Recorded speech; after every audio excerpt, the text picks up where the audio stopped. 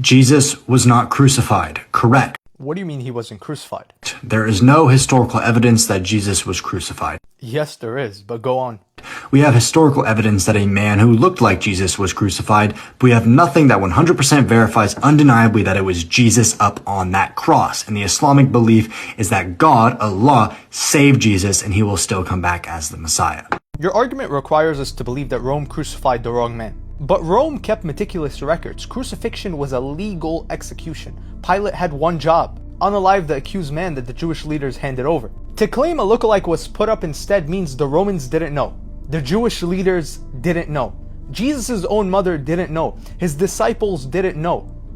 The crowds who saw him didn't know.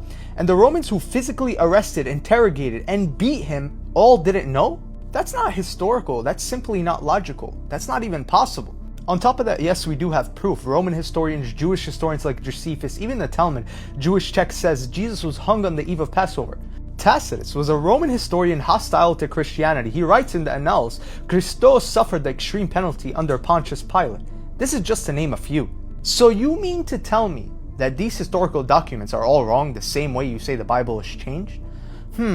So somehow I'm supposed to believe that Allah saved Jesus and replaced him with a counterfeit on the cross, and everyone else who saw him, witnessed him, wrote about him, this is not including the Bible by the way, is all wrong? They're all wrong?